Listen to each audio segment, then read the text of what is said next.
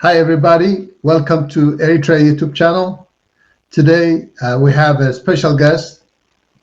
One of the most, inspirational models, Eritrean models in the diaspora, Dr. Haile Mezghebe, whom I have had the pleasure of knowing for a long time, mostly from a distance, but I have admired him tremendously. He's been a tremendous support uh, for every Eritrean in the diaspora, and he's done some amazing things over the years that I would like people to know about. And we are here today to talk about the upcoming, on the 13th of April, in ECCC, there's going to be an event to, there's an organization called HabenEri.org. It's an organization dedicated to helping Eritrean war disabled veterans. And Dr. Haile Mezghebe is the chairman of the board, and we are going to talk about it. But his experiences in this endeavors has been incredible, and we're going to touch on some of those things. So one thing I would like to ask you to do, if you think what I'm doing, what this channel represents is relevant to you, make sure to like, subscribe, and share, and become members so we can start to do more of this. This is something that we have not been able to do because we were engaged in a lot of other things, but now we have the means, the ways, and the ability, the time to focus on our issues. And I'm very honored to have Dr. Haile Mezghebe, an individual that I respect very highly. So without further ado, Dr. Haile Mezghebe, welcome. Well, thank you, Emmanuel, for that very kind and generous introduction. I don't know if I deserve all of that, but I appreciate you. And I think the feeling is mutual. I have been following your writings, dating back many, many years. When at one point I didn't even know who is this Haben-Eri who keeps writing all these wonderful articles on the Eritrean issues and challenges and successes, and virtually subsequently I met you and realized was able to put the face and the work you do together. So I too appreciate what you've done, what you continue to do. So it's an honor to be here as a guest. So can you tell us about the event that is taking place on the 13th of April in ECCC, what that represents? Well, the event is what we hope will be a program that will be done on a continuous and regular basis over the years to come. It is sponsored by HabenEri, which is an organization that was formed really basically about a year and a half ago. We're a young organization, almost 2 years ago. We'll talk about perhaps details of how it was formed in subsequent discussions.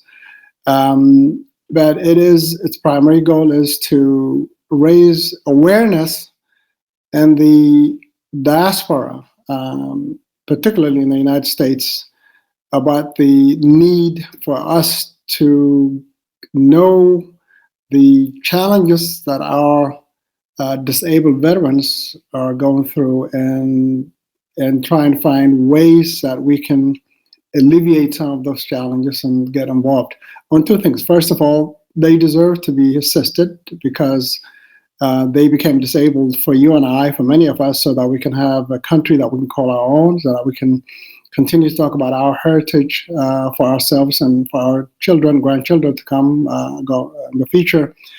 And secondly, it's just a humanitarian thing to do. That's what humans do, help each other out. So it is primarily for disabled veterans, but I think it's got to a point now we are seeing disabled individuals just outside of the circle of veterans for, as you go forward for construction, all the work that's being done on Eritrea now to rebuild, reconstruct a country. accidents happen, as they do anywhere in this country, anywhere in Canada and Europe. Whenever you have active lifestyle, there's rebuilding, construction going on, people fall, accidents occur, and people become disabled.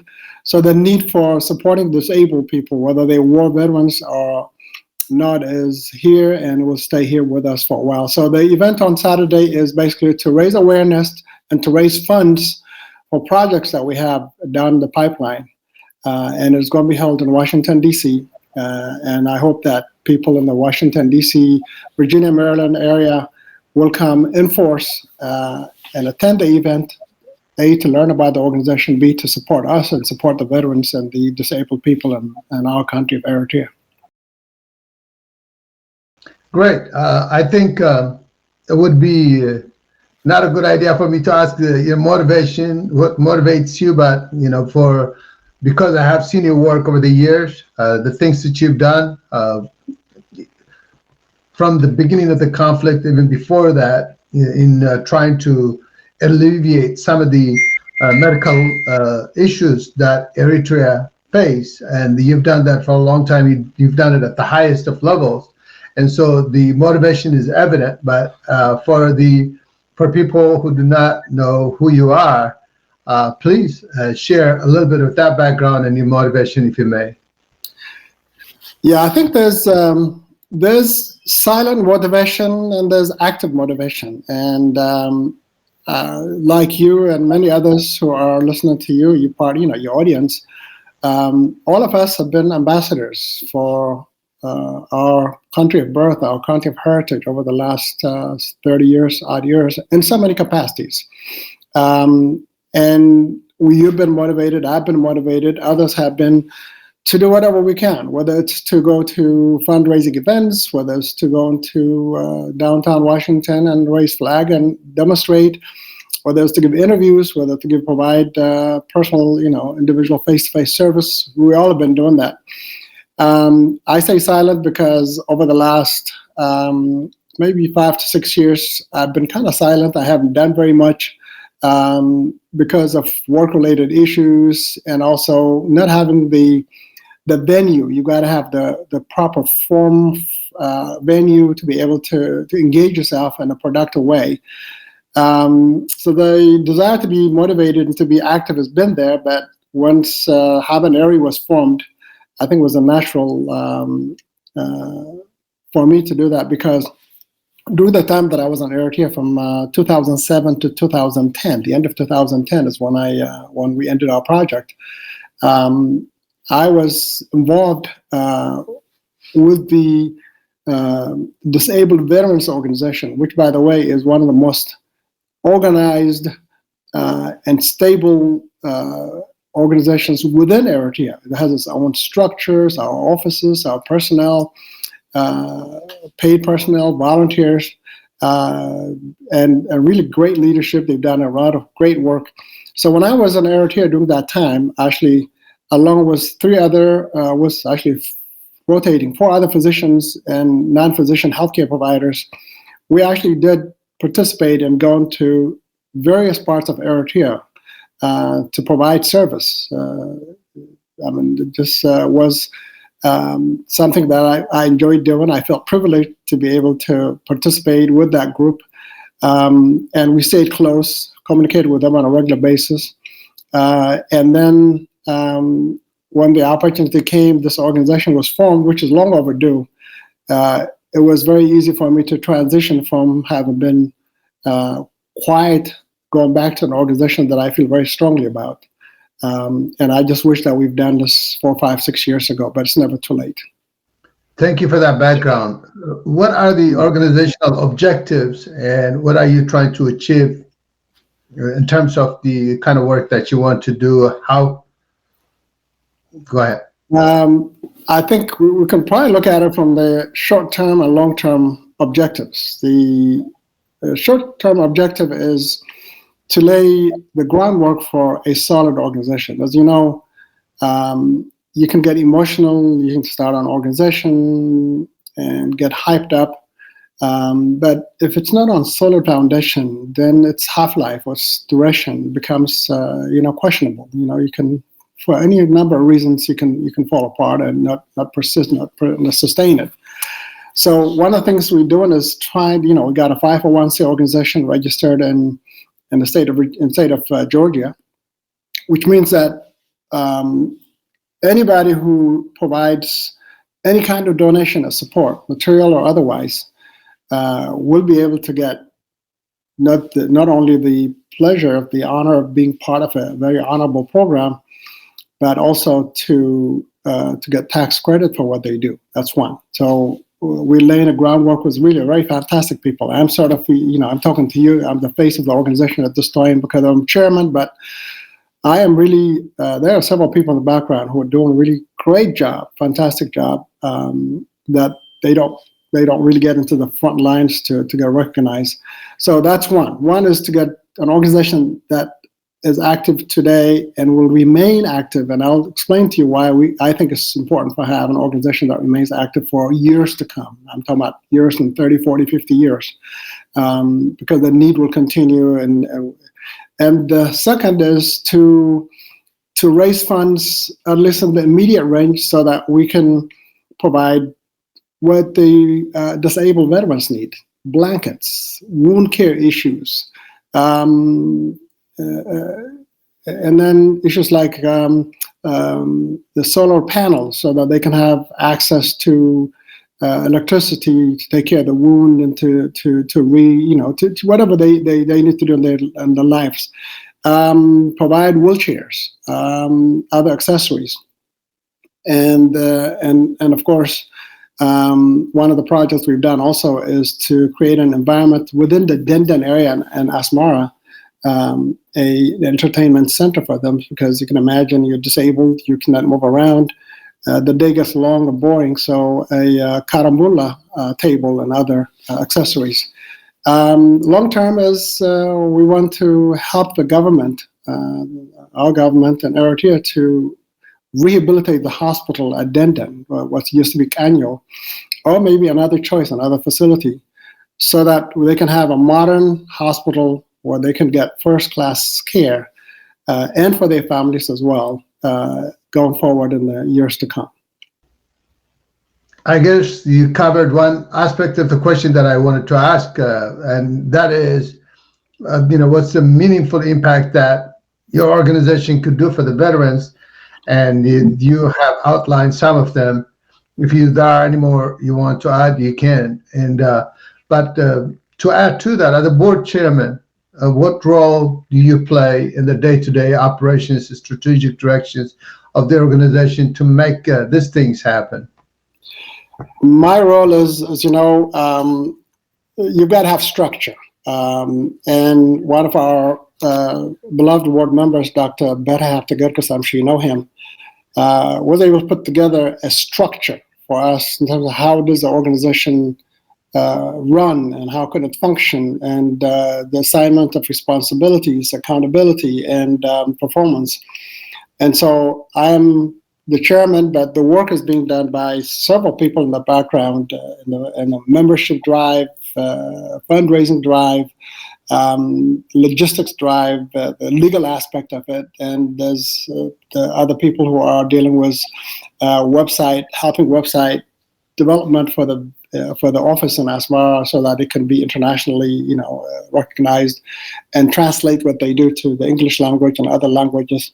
So my job basically is to be a cheerleader for all the good work, hard work that other people are doing in the background, and to a certain extent to be the face of the organization, just like today. It doesn't mean I'm the hardest worker, because I'm not. There are other people who are doing the work, but whenever you have a structure, there's a spokesperson, there's somebody who runs a meeting. So when we have a meeting, which we try to do as often as we can, my job is to establish an agenda by this, important, what we think is an important agenda to discuss, in discussion with my colleagues, and then chair the meeting so that we will have a productive meeting, which at the end of the day has a sense of direction, a sense of accomplishment.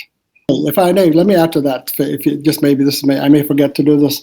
I've been involved in other things, some of it personal, over the last couple of years, even though I'm I've been retired the last couple of years. But what I intend to do, effective after June, after July, is working for HabenEri. Whatever needs to be done, whether I have to travel, whether I have to campaign, whether I have to meet with different people, different cities, establish chapters, it is going to be the single most important priority for me going forward, effective July or August of this year. This is how I have known you all the years, and you're always hands-on. You are an incredible leader. You've always stood up front, and I remember back in 98, 99, when you were recruiting doctors from different universities in the United States to take them to Eritrea, and some of the doctors were celebrity doctors that came back very, very impressed about what was taking place in Eritrea, and they were publicly speaking about it to the point where it created tremendous attention, governmental and TPLF attention, and that is all kudos to you. And I'm sure we are going to get back, and I'm so elated for the fact that you are back doing this kind of thing, and because you are an inspiration. But what are some of the challenges that you face in trying to achieve the kind of things that you want to do?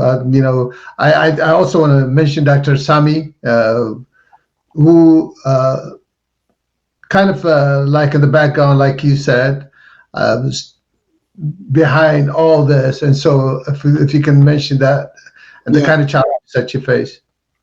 Yeah, I think it's it's a good time to talk about this. As I said, I'm sort of a latecomer in that it was Dr. Sami El-Azari, which I've known Scott for some maybe 30 some years, and I have a great deal of respect. And Dr. Berhap Gerges, another giant that I respect. They were the ones who actually spoke to the leadership in the office of the Veterans Office of Disabled Veterans. Even though I've been with them before, I didn't take it any further. But they went there and discussed and visited the sites and established a sense of goal of what they want to do. And in collaboration with the leadership in Asmara, they decided we'll take it back to the U.S. and we'll try to recruit as many people as we can to form an organization that will support the disabled veterans. So they were the initial power innovators of this organization. And then soon after that, it was Dr. Solomon, Michael Solomon, who's himself is very active in our community in Atlanta, was the chair, and he is a lawyer and a physician. He was the one who got the organization going in terms of establishing a 501c tax-deductible organization. And then they asked me to come along and work with them. So this group and many others, like when you mention names, you end up losing people, forgetting people. But there's several people who are very active, who are doing the work, like Philmon and Fitzum and others in the background, Dr. Aaron and others, that I think that going forward is going to create a solid foundation for us to succeed. Now the challenges would be and I must confess, I've been involved in almost every organization, Association of Eritrean Medical Association since 1983, which went on for a long time. We did a lot of good work. And other medical organizations that we started and, they kind of flailed, organizations like the Eritrean Scholars, and then all of a sudden things happened, it doesn't go forward. And then when EDF, Eritrean Development Foundation, was about ready to be shut down, I kind of personally took it over and salvaged it for a while, and others are running it now. So I've got this fear that I don't want to get started in something that is going to fail. We will make sure that we can succeed. So I think that's why we really, really, really working hard to make sure that the people involved here, their hearts and minds are in it, and they are, and they will do everything they can to make a good foundation. Just like anything else, if you have a good foundation, the chance that you're going to survive and go forward and succeed is great. So that's one. And that challenge, I think we're overcoming it. The second challenge is finances. You've got to be able to, you create a promise to the veterans because they are so desperate for so many things. And then if you don't deliver, then your credibility and your emotions get hurt. So that's a challenge for us to raise funds in a very meaningful way so that we can begin to make difference in their lives starting now, and then continue to grow and elevate the service that we provide to a higher level. So finances and membership are the two challenges that we face now. Excellent. In line with that, and in order to be able to help us to raise the funds, what specific programs or services does the organization offer, and to help these people transition their lives to become a normal life like anybody else? You mentioned the Karambula and a lot of other things earlier, and if we can specifically address some of those issues, then if there are people that are interested to help, we can help them in that direction. We can point them in that direction. Well, thank you for that question. I think some people said Karambula, but just think about, you can't move, you're disabled, you're paralyzed, you have limitations, the wheelchair doesn't work, or you may not have it. So you're sitting around day in and day out. So for us to initiate an entertainment center, however limited it is, that includes a pool table and a Karambula, that is just the beginning. It just changed their life in a way because they can, that's one. That's one of the early things we did. We have raised funds so that they can purchase solar panels in 3 different places, one in Baruntu, one in Karen, one in Asmara. And that money has been delivered, and I believe by now they're in the process of purchasing the solar panels, or they've already installed them. That will allow them to have reliable source of electricity in the place that they get treated, in the places that they visit, in the outpatient clinic, the inpatient settings. And then there have been shipments of wheelchairs, medications, blankets. As you can imagine, a lot of these people have very complex wounds. So we've sent supplies to help them care the wound. We don't have enough supplies. The wound begins to smell, gets infected, and it affects your morale. And not mention, just the fact that it's just not a good way to live. So those things we've done, we will continue to elevate that to higher level. I think you can never have enough wheelchairs. And of course, medical supplies. They're constantly in pain from the chronic injuries that they've had. And some medications are controlled, so it's difficult for us to get them. But there are some non-controlled medications that relieve the pain that we can send to them. But in the long term, as I said, our goal is to elevate at a higher level, have consistent supply of the things they need, and maybe even get involved in elevating their economic lifeline. They keep, I think we need to emphasize, they're disabled physically, but they're mentally they're vigorous. They have a lot of vigor and enthusiasm. And so they can go into small business loans. Maybe they can go into gardening of some sort, and they can do things so that we can elevate the economic lifeline for them and their families. And eventually we like to let's get involved in establishing a facility where they can get surgical treatment. We already have volunteers. One of them is an Eritrean specialist in the Midwest, Dr. Shawit. She's a plastic surgeon. We'll get more plastic surgeons because plastic surgery, you can go ahead and clean the wound and actually cover it with muscle and skin, and it can make a huge difference. I, as a surgeon, also will be involved in operating on them, but you have to have the proper lighting, the proper equipment, the proper supplies, and personnel trained to be able to help you do that. So those are things that are in the pipeline that we will be doing as time goes on, as we improve our financial donations, as well as improve our membership.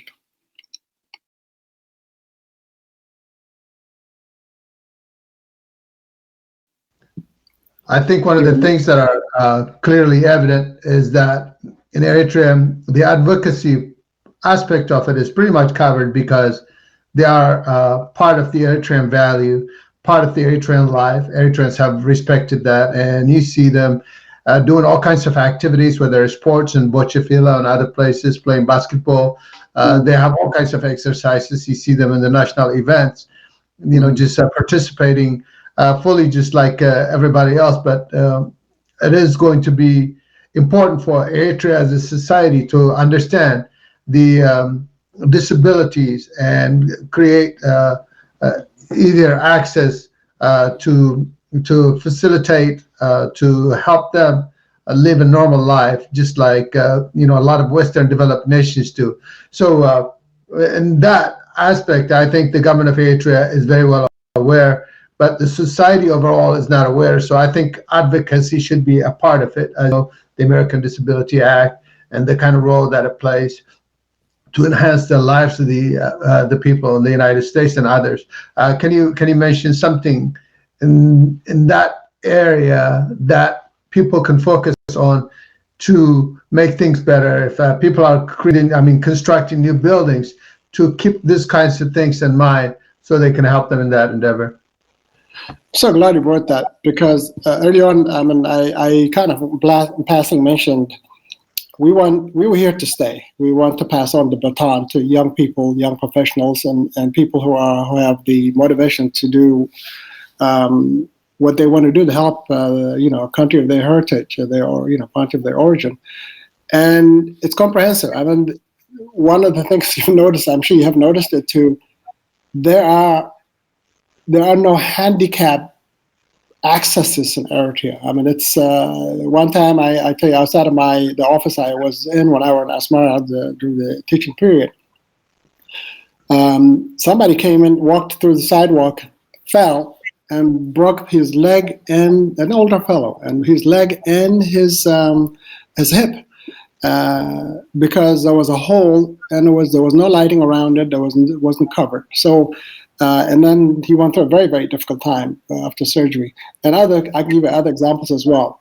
The issue of safety for all of us, but particularly for disabled individuals to get in and out of the bus, to get in and out of public transportation, to get in and out of buildings, and to go into daily living, to whatever, to work or to purchase, to shop. Those are the things we're going to have to advocate. And then you're absolutely right. It's just a packet. It can't be, you cannot do anything for disabled veterans without having to incorporate those kind of advocacies. And I agree with you 100%. That's going to be, that's why I think we have to think about long term. We've got to think in terms of what can be done down the road by younger generation, a more vigorous generation than us, but we have to start a good foundation for them. I'm glad you mentioned that.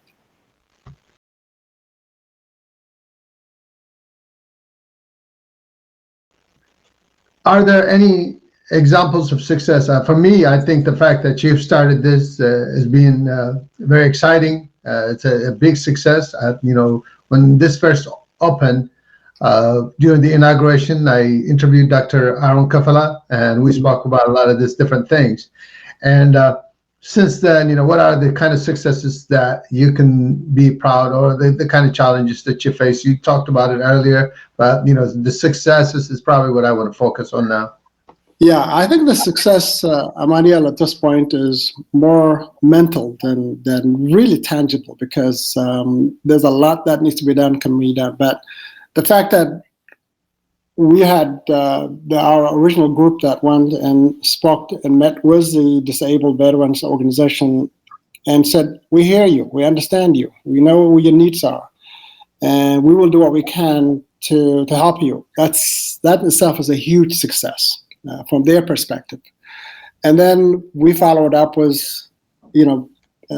few projects that we've been able to deliver. That's success. Panel, the solar panels and the entertainment center and the other projects that have been sponsored by us. Now, one of the things we've started financing this year is a traveling clinic where you can have a big specially made truck with access to, to be able to get off and on of it.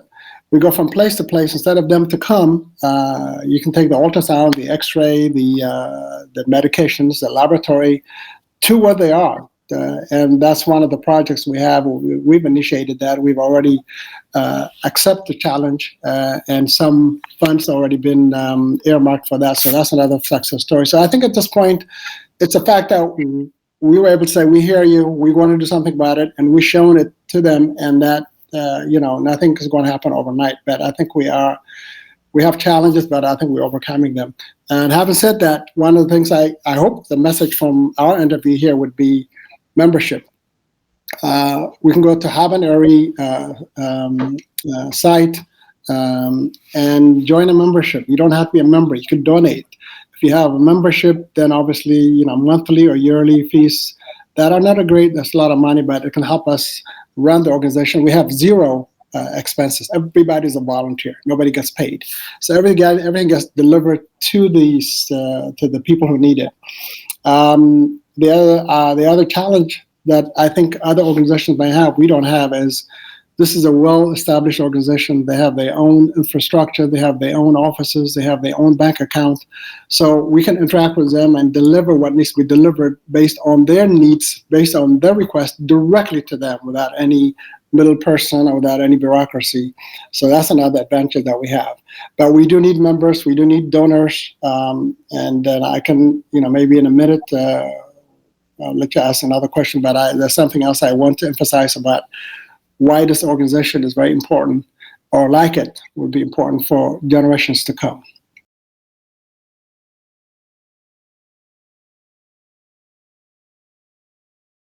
Just to add to it, how can we encourage the youth, the young generation, the upcoming generation to take part in this? Yeah. You are an inspiration. When I say that you are an inspiration, you truly are an inspiration, because at one time, especially in the when the war started, you came out to DC a number of times, and the speech that you gave resonated with a lot of people, and a lot of people, understood exactly what you were saying. And this is the kind of contribution that really makes a difference in the lives of the future of our people. So if you can say a word or two on how the young generation can get involved, not only to help us, but to help themselves, because by when you volunteer, when you do good work, you are doing a service to yourself, because you learn so much, you establish connections, and you're also helping your community. So how can they get involved? Yeah, very good question. I think the people who went to school with me up to middle school, up to the end of middle school, I follow some of them. One of them became disabled. I met him in Fort Sudan years ago when I went to the field in 1986. I don't recognize him. He recognized me, and he was my classmate for many years, and he was disabled, and he died about a couple of years ago. Others were, they became martyrs. Others live in poverty. And I wasn't even the smartest kid in the class. I wasn't even the smartest in my school throughout the middle school. I was okay. But what is it that I can come to the United States, get an education, have a good life, and take care of my family, and then go back to Eritrea and say, and then go to the cafe, go to the restaurants, have a house, and live a good life? My God, who made it possible for me to do that? What's so special about me that I could do that, while others who shed their blood, either they died during the war for independence, for liberation, or they're disabled, or they just don't have the opportunity they have. So the least we can do, and I think it's a human challenge, it's just a humanitarian thing to do. The least we can do is continue to live our life here, whether you're a teacher, whether you work in the government, whether you have private industry. But for goodness sake, dedicate a part of your time and money to the people that we left behind, the people that made us proud to say we have a flag of our own, we have a country of our own, we have a place that we can call our own. I mean, all you have to do is don't go very far. Look at our Jewish brothers who they will even go back I know people from New York and from Colorado who went back to Israel and served in the military. These are American kids. And they continue to provide service, even though they may have different opinion about politics, whatever. Some are religious, others are not. They continue to do that because, right or wrong, whether you support Israel or not, that's not the point. Is that they're proud of the fact that they have a place they can say this is a Jewish state. We have a place that we can call our own, and it's extremely important. Extremely important. I took Dr. Eid Mustafa, a very famous plastic surgeon, with me a number of years ago to Eritrea. He did a fantastic job operating on our patients. And when I took him to the airport, he said, Haile, he's a Palestinian. He said, I'm so jealous of you. And I said, why is that, Eid? He said, I'm a Palestinian. I don't have a home. I don't have a flag. I don't have a country of my own. And you have a flag, you have a country, you have a government. You can come back and do whatever you want to do in your own country, be proud of it. It touched me. And sometimes we take it for granted. So the least we can do, the least I can do, and I'm not doing enough, is to give a little bit of my time and effort. And I think many of us, that's what I hope, that we can motivate other people to say, we have an obligation to do our part. And one of the ways you do that is HabenEri. If you have another option to do that, a different way to help, fine. You can go back and teach, you can go back and other things, that's fine. But for goodness sake, get involved. Get involved. Don't get tangled up in this politics, that politics. It's about what's good for the people in the country of Eritrea. That's the focus should be, what can I do for my people in my country? Everything else is secondary. And I think if you do it that way, then all of us will have to get engaged and do something to help in any meaningful way that we can. So the least what I can do is give a little bit of myself, whether it's be financially, whether it's in terms of my time and expertise. That's the least we can do, because others died for us, others became disabled for us, so we can say we have a country of our own, we have a flag of our own, we have a culture of our own, we have a heritage of our own, and we have a loudness. We have a sovereign country that we can call our own. And that didn't come by accident, it came by sacrifice. And it's time for us to now rise up and contribute to that sacrifice by assisting others who are less fortunate than us. I think the question that I want to ask you is not related to this, but it is somehow related to it. And I think it is our community organizations, and how can we strengthen them, and how can we make them work for all of us, including for your mission. Let me just give an example. Today, this is a radio station called the FM WPLN, which is part of the NPR, National Public Radio, that I listen to because they tend to have more balanced news. And I'm one of their subscribers. I donate money to them, and I made an additional donation to them today because I had a drive. I'm not trying to brag about it. I'm just another few other organizations like cancer. I donate to the American Cancer Society on behalf of my friend Ambassador Girma Asmaram. Just that's my way of honoring him. The point I'm making is that, and then we do donate. I mean, why couldn't it be the donation should be to our people, to our country, the people in our country that we left behind? If you don't donate, if you don't have the culture of doing that, that's okay. You can start now. The other thing is for people who donate, and I'll give you an example to make a point. Today, when I made my additional donation today with the NPR outlet here, they asked me, does your employer, do they match the contribution that you made? And they do. So anyone who works for any government, any agency, any private organization who donates to HabenEri can also approach their human resources department and say, I am donating to HabenEri, and could you match what I am contributing? That's a standard that happens in this country, and we want our people to learn to take advantage of that. We just had a lady who a couple of weeks ago called and from one of the states, and I think she probably wants to keep her privacy, is that she wants to contribute several $1,000s, and her company said they will contribute, they will actually match her several $1,000s if she can prove that she made that donation. So there are a lot of them who will do that. There's a compounding effect. We just have to know those things and take advantage of them. Other organizations do that. Why not ask to do that? So, and from minor dinner organizations, have sandwiches and cookies. Bring 4 or 5 people in your neighborhood, whether you're a student or whether you're a worker, and say, hey, we're going to drink tea together and have cookies. Let's go ahead and contribute $10 tonight. And that $200, $300, $400, $500 had an additive effect. There are many ways people can be creative that can form a donations mechanism for them to donate on behalf and get a tax exempt status as well. I'm sorry, I'm excited because you're giving me the opportunity to say these things, but I'm being a little wordy with my answers, and I apologize. No, actually, I really want to hear this statement because we need the direction. We need the direction. We want people to understand what they can do and how they can contribute. And the kind of contributions that you made over the years have had incredible impact on people in our nation. And, I'm very grateful. And I just wanted to share what you've done. And at the same time, use that as an opportunity to educate our youth. And with that spirit in mind, I just want to add one more question, and then probably we can do a closing statement with that. Before you do that, there's something I forgot. I didn't quite answer your question very well because what is that we can do in our community? I think one thing is state of mind.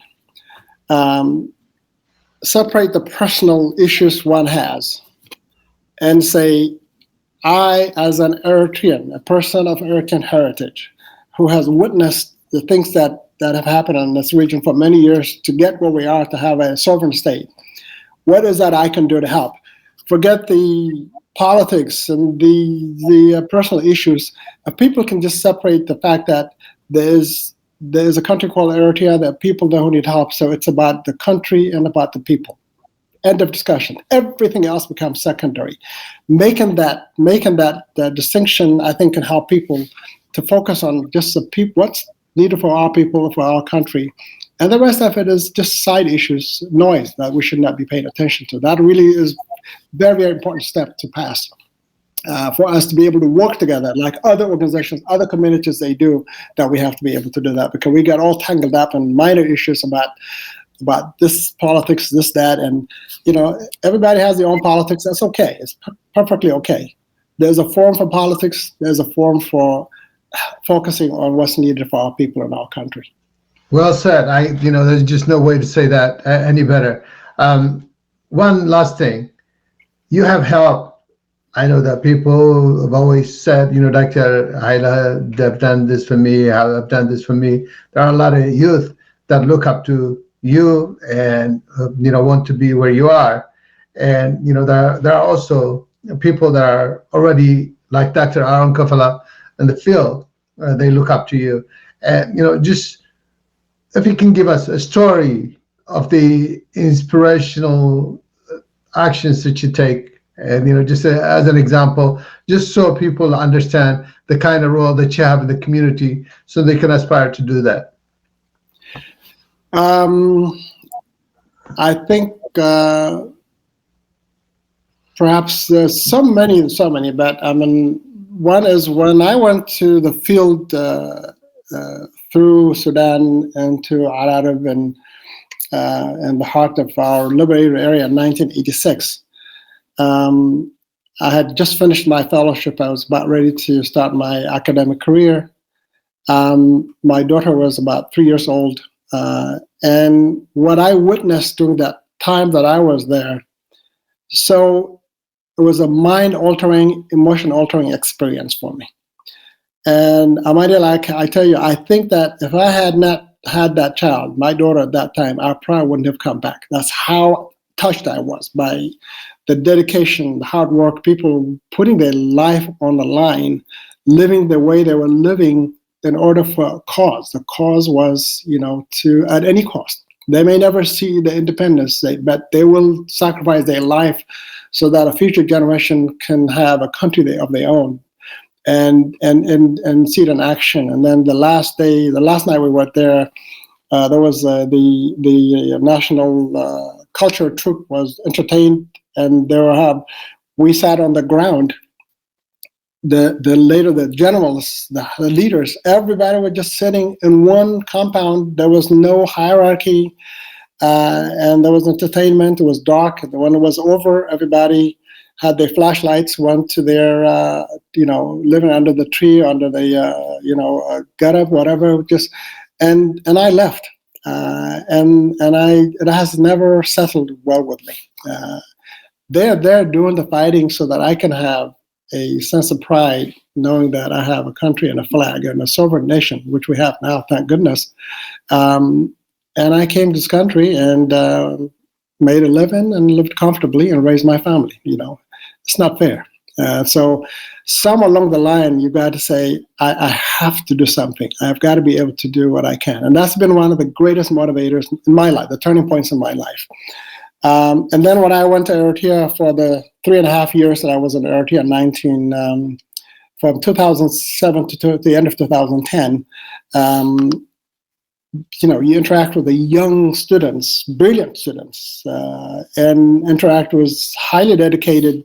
I know we get a beating of the government, but there are people in the government that are just, working day and night with the minimum amount of resources to make things happen. And you see that level of dedication day in and day out and day in and day out. And the youth just coming up and wanting to have a future. You look at that and you can't just go home and go to sleep without saying, I've got to do something. At least try. And so there are many things, but those are the two events that I think if I have to identify anything that I would say they were the motivating factors for me. And to this day, and when I have been an actor for the last 5 years, it just burns me up in the background that before I die, I got to get involved again. And so it's not I'm in Eritrea, this doesn't take a lot to be motivated, because all you have to do is look around, look at the history, look at what has been accomplished, look at against all odds. And how can we say, I'm going to go back and have a good time in Eritrea and at the expense of somebody else's blood and suffering? So I hope that answers your question. It does. And, I appreciate everything that you've done. And any closing remarks? And I've said this the last time. I think Joe Biden went to Ireland last year. President of the United States, maybe 4 generations, 5 generations, I don't know. And he talked about how absolutely excited he was to be in the land of his forefathers, the land of his heritage, to be able to meet his distant relatives. And it was just a lot of celebration, a lot of activity, a lot of emotions. And then a few years ago, Clinton did the same thing.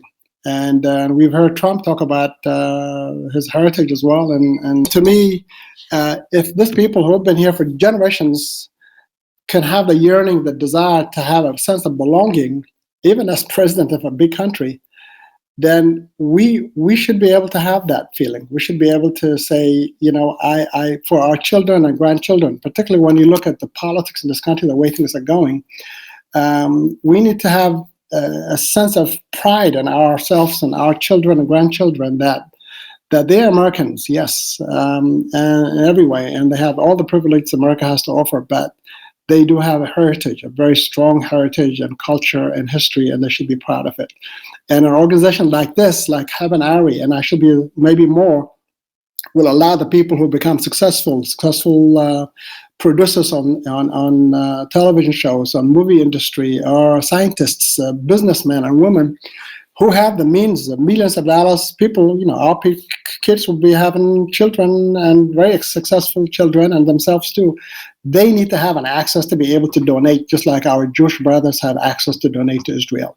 And I think Haben-Eri and Eritrean Development Funds are this kind of organizations. We need to cultivate them so that we will have a venue to be able to take money through the legal way that others have done it, so we can take it back to Eritrea and make a difference. Well said. I think, there's no more to say, but I think if there's anything that I would like to add is the fact that we need to really strengthen our organizational structures, make sure that everybody is the networks of Eritrean societies, whether it's medical, legal, business networks, needs to come together, establish our community, structures, infrastructures to be able to serve each other, and at the same time connected with our country, as you said, and so we could make our lives better, have a continuity. We were not focused on these kinds of things because of the challenges, the existential challenges that we face. But now we have an opportunity to look inward, to start working on the kind of things and to connect it to Eritrea in ways that are going to be meaningful and transform the nation and to get it to where it needs to be, which is a top level country of the world. So there are a lot of issues that you and I can talk about, not only about this, but a lot of different things, especially about community-related stuff. And I know you have a lot to say, but for now, because of the reason you're here is HabenEri, I urge people to support what Dr. Haile Mezghebe and others are doing with HabenEri.org, and I thank you for coming, and thank you very much. Thank you for giving me the opportunity, Ahmadi. I'll continue the great work you've been doing for years and continue to do that, and I'll continue to follow you. And thank you. Appreciate it. Okay. Thank you.